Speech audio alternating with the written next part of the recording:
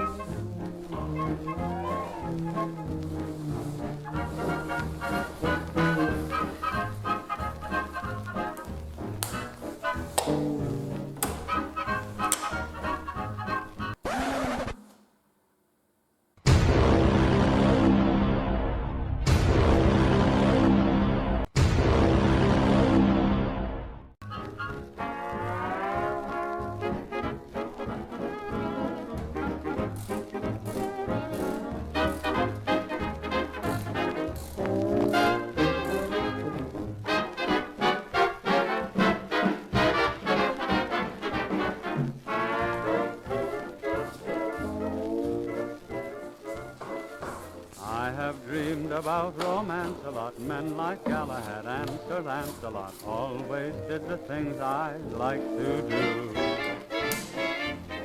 Physically I'm not as durable, but romantically I'm incurable, and I'd like to do the same for you. Today I decided we're going to enter the toolmaker's trade and make ourselves one of these little tiny screwdrivers, which are roughly from the 1930s and in my opinion have a very iconic design.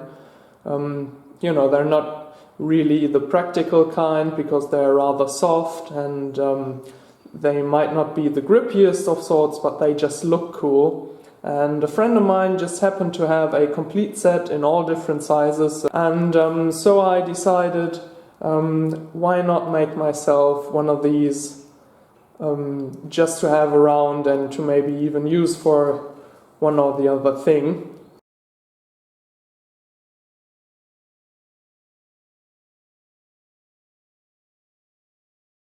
I've got my raw material right here. You can see it's roughly the same period, and it once must have been a bolt. At least you can see remnants of threads on here. And I've tried filing it, and it's pretty tough steel, so the first thing we're going to do to it is anneal it in order to make it machinable.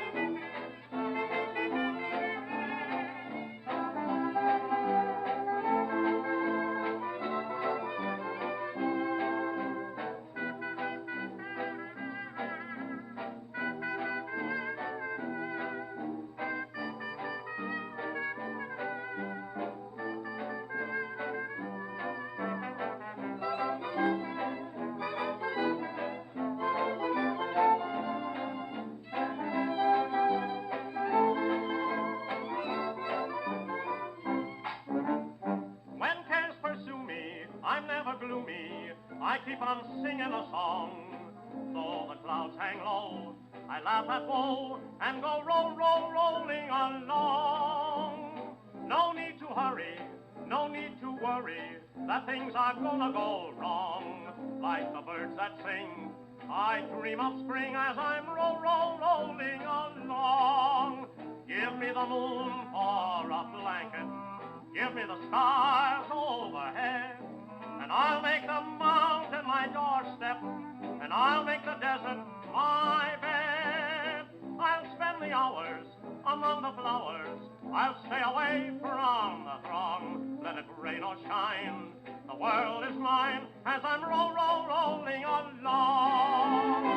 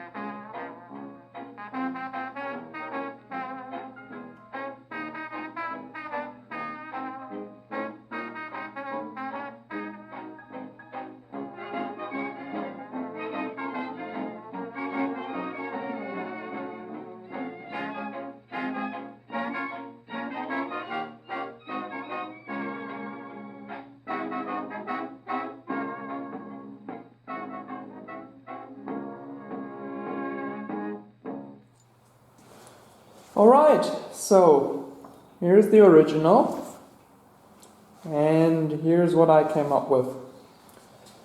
You'll notice it's a bit shorter and has a bit more girth to it in the center portion. I think these proportions look better than those, but that's just personal flavor. And considering the rest, I'm very happy with how it turned out. I mean, it's not perfect. When you look up close, then you can see I've skipped with the grinding wheel where the wood meets the metal. Here and there are some small imperfections and dints in here.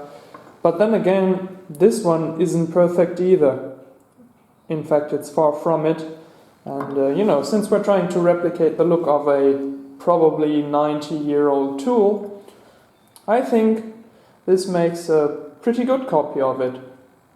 Hopefully being fit for 90 years just like this one, and being, well, at least a pretty addition to my tool collection.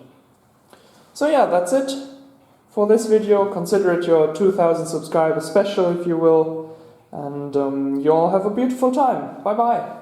Gee whiz, I almost forgot to show you what it looks like to twist a screw with this guy. So, here we go. Drum roll, please. Oh, look at that. What a precision instrument. What grace. What magnificence. So much better than any old screwdriver, right? Okay, that's it now. Bye.